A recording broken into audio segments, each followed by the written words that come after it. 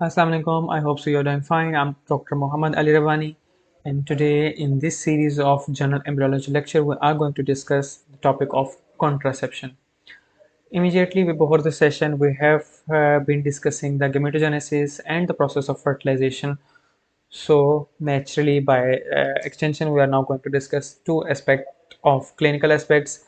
One is the prevention of fertilization, that is the contraception, and in the next lecture, we will discuss the assisted reproductive techniques. So, what is contraception? How it occurs? To give you a disclaimer, this is not a practical guide. You will not be going into the practice essential, especially if you are looking for a clinic notes or something. We'll be focusing mostly on what are the different options and how do they work in a basic aspects. So these are our learning objectives: to define contraception, to explain the mechanism of barrier methods, hormonal methods, intrauterine devices, emergency contraceptive pills, and the processes of male and female sterilization. So contraception basically is stopping of fertilization, stopping of this process. So it can be divided into a large number of methods. There is barrier methods, male, female condoms. There are physical barrier methods. There is spermicide, the chemical methods, physical methods, cervical cap and diaphragm, and sponge. All of these, they physically does not allow the sperm to come in contact with the female. So male condom, female condom, it stops the spermatocytes, they kill the sponge, it absorbs the sperm and does not allow much to go into the cervix, cervical cap and diaphragm. They capture the sperm before going into the cervix. Then there are hormonal method. They they mess with the hormonal cycle, and they make issues with the ovulation, so the ovum is not available for fertilization. Natural method are those. Natural family planning means you have exposure to intercourse when the ovulation is not there and there is a low possibility of having fertilization exposure. Or withdrawal method, where the ejaculate is not you try that ejaculate does not go into the vagina and the female reproductive tract. Emergency contraceptive, when unprotected sex has occurred and you take hormones to prevent the sperm survival and fertilization and implantation. And sterilization are the mechanisms where you permanently make the male or female incapable of uh, producing children, so you permanently put a stop to that. So we will be in this particular lecture, I'm basically talking to the students of embryology, especially here. So basic mechanisms in the embryology context, the overview of contraceptive method will be discussed here. Detailed hormonal pathways that are interrupting in the contraceptive methods, those will be discussed in physiology. And clinical use, counseling, and practice essentials will be discussed with you in the clinical years. So, barrier methods. Male condom, it's latex or uh, glove that is put on the male reproductive organ penis, and it may sometimes contains spermicides that kills chemically sperms too, and any ejaculate is captured within it, and then it is discarded, and it prevents any sperm to enter the female reproductive tract. Then there is female condom. This has an expandable rings here and here, so they are lodged inside the vagina and line the vaginal cavities.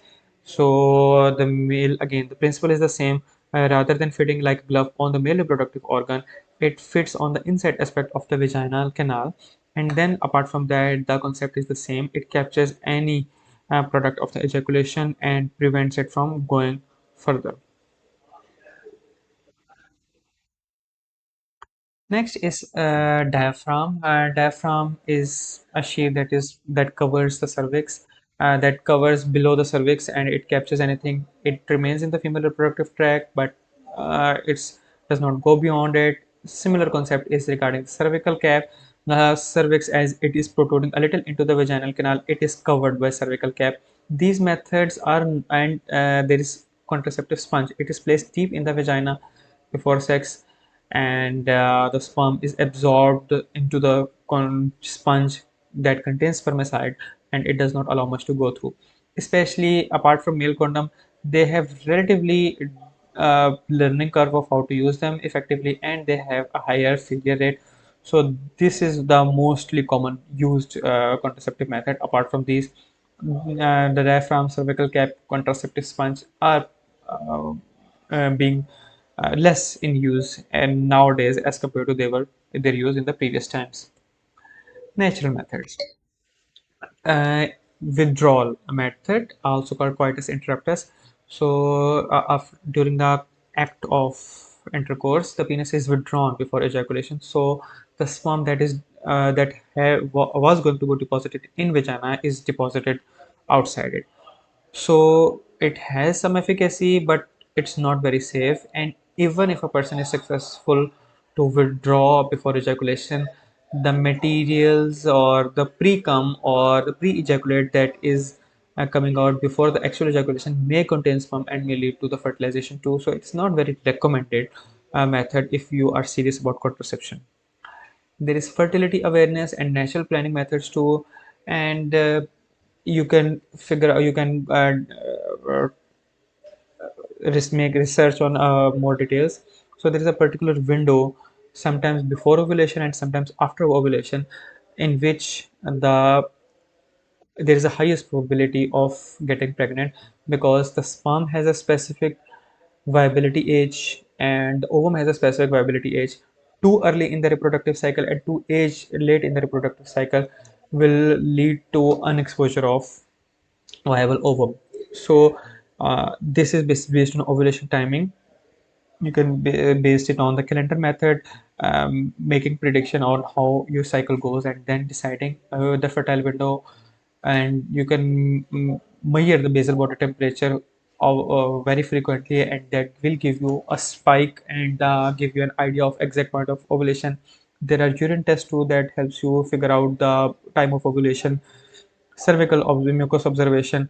But again, this is too much hassle and with too much uncertainty, because even little irregularity in the reproductive cycle when you are doing everything right can lead to a defect. And any undue or unexpected survival of the sperm or ovum can throw your calculations apart. But it works somewhat at least better than this coitus interruptus method, but again not very much recommended, but still they're there. Then there are hormonal contraceptive mechanisms. So basically the hormonal contraceptive systems, they provide you by any mechanism that we will see shortly. You provide female hormones, sometimes estrogen, sometimes progesterone, and both you do. So they mess up with the reproductive cycles. They downplay the gonadotrophin, the follicle stimulating hormone, luteinizing hormone, and through that, it inhibits ovulation. Ovulation does not allow, and due to that, also these hormonal changes they disrupt endometrium in their maximum receptive state to get it modified cervical mucus, thickens it to pass it through. It also uh, messes with the implantations. So this is the basic mechanism. So that is occurring in the hormonal methods. So this can be given in a varied number of ways. There can be pills taken daily or in each cycle. There are skin patches that constantly release it. Vaginal rings can be placed that have a large amount of local response. Injections can be given. Subdermal implants can be placed, and even those can be, and they will make this. So you have oral contraceptive pills. They are combined pills containing both estrogen and progesterone. You can have progesterone only pills. Both are effective, and they are usually taken in a cycle, depending upon the health status and some risk factor prevalence. You decide which pill and what dose you have to take, and then they are taken for a number of days. Then you stop taking them for a number of days or take a placebo, and that allows menstruation. So you go through this cycle. So this is older contraceptive pills. There are there is some work on male hormonal contraceptive, There is synthetic androgen. They suppress LH-FSH. They reduce sperm pump production and infertility in 70 to 90% of men. But reducing male fertility by drugs is not as simple a case as in females. Simple is in a sense that in female you have to block one ovulation in the whole month. In sperm production, you have to stop hundreds and millions of sperm production each day, and any defect, any laxation will lead to its failure, and it's not that successful. So oral contraceptive pills are actually one of the safest mechanism, or these more sure mechanism for sterilization. They have then their own societal effects, but that's not the scope of this lecture, and that depends especially on the especially depending upon the risk factors and health status.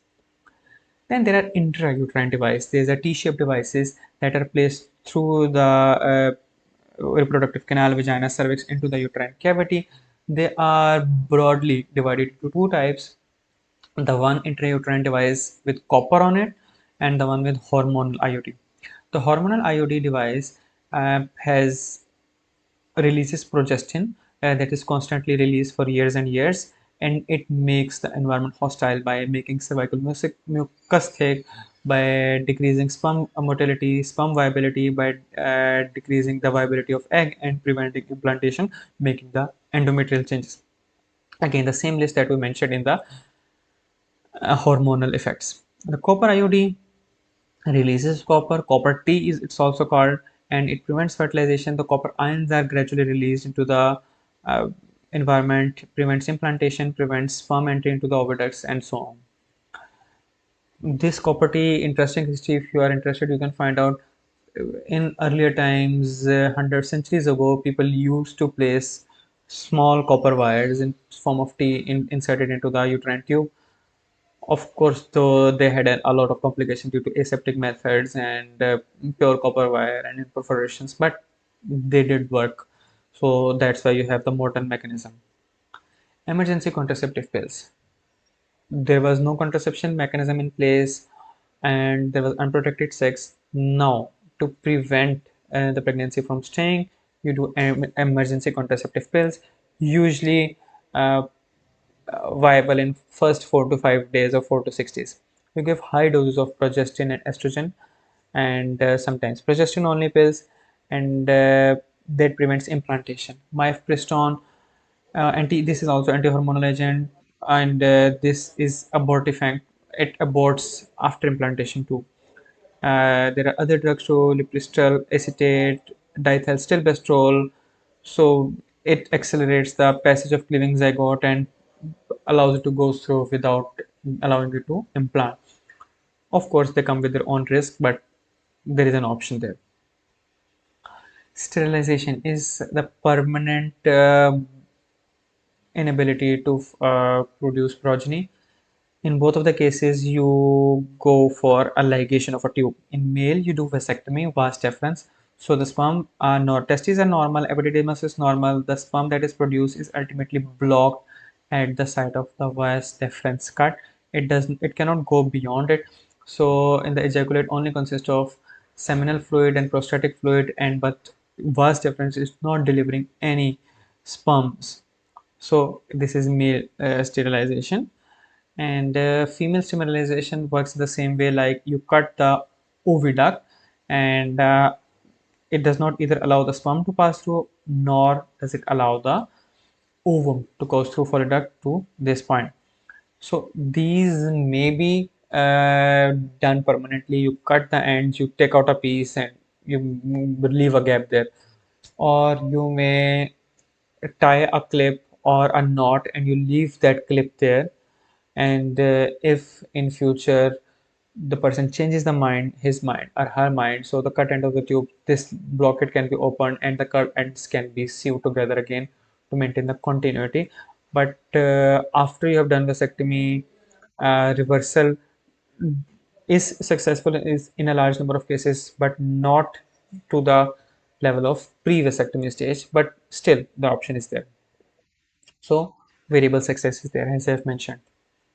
So these are the few contraceptive methods that are discussed. We talked about contraception, the mechanisms of barrier, hormonal, intrauterine device, emergency contraceptive pill, and sterilization. Thank you so much for listening and staying part of it. If you have any questions, suggestion, and feedback, please mention in the comments below. I'll try my level best to answer them. And do follow us on our website, social media handles, Facebook, YouTube, or do contact us personally for any private session if you want to for less assistance. But given that, do follow us on our given contact informations for the other lectures of embryology, histo, gross, physio, biochem. We are doing the whole thing from the beginning of the first year.